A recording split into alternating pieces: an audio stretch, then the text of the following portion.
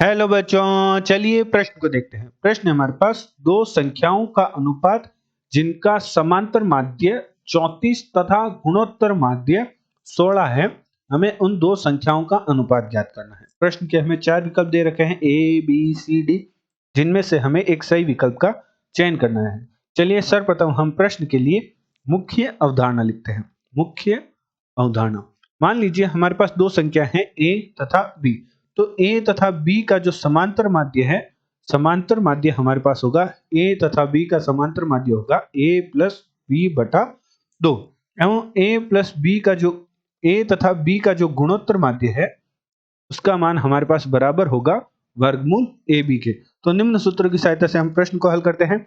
तो हम मान लेते हैं, माना दो संख्याएं हमारे पास हैं x1 तथा x2।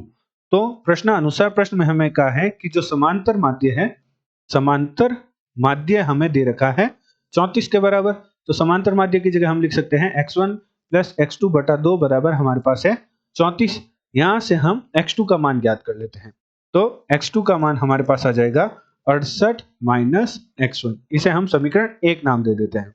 एवं प्रश्न में हमें कहा है कि गुणोत्तर माध्य हमें दे रखा है, गुणोत्तर माध्य का जो मान है वह हमें दे रखा है 16 के। तो गुणोत्तर माध्य हमारे पास होगा x1 तथा x2 का वर्गमूल। x1 x2 बराबर है 16 के, तो दोनों तरफ वर्ग कर देते हैं। तो x1 गुणा x2 हमारे पास आ जाएगा, 16 का वर्ग करेंगे तो हमारे पास 16 का वर्ग होता है 265। इसे हम समीकरण 2 नाम दे देते हैं। अब समीकरण 1 से x2 का मान समीकरण 2 में रखते हैं। समीकरण 2 में रखने पर तो हमारे पास समीकरण 2 बन जाएगी, x1 गुणा x2 का मान रखेंगे तो समीकरण 1 से हमारे पास x1 का मान x2 का मान है 68 माइनस x1, तो 68 माइनस x1 बराबर हमारे पास है 256। तो गुणा करते हैं तो 68 x1 माइनस x1 का वर्ग बराबर 256। तो व्यवस्थित करके लिखते हैं, हमारे पास द्विघात बनेगी x1 का वर्ग minus 68 x1 minus 256, sorry plus का 256 बराबर 0 के।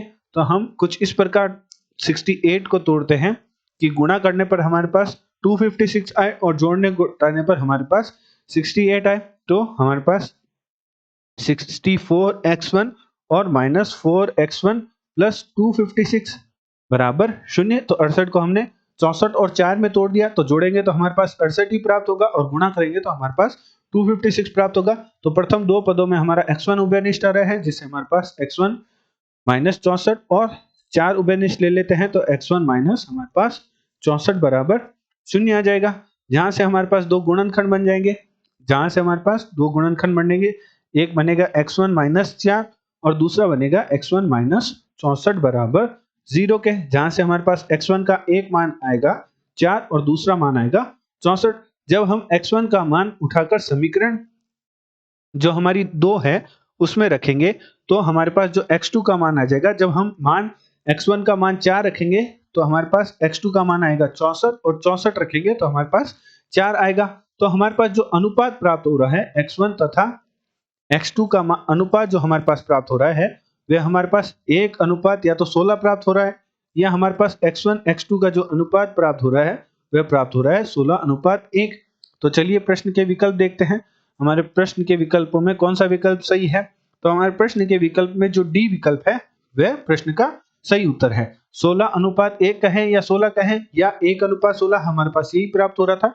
तो हमारा डी विकल्प है वह प्रश्न का सही उत्तर है। आशा करते हैं आपको प्रश्न का समझ आया होगा। धन्यवाद।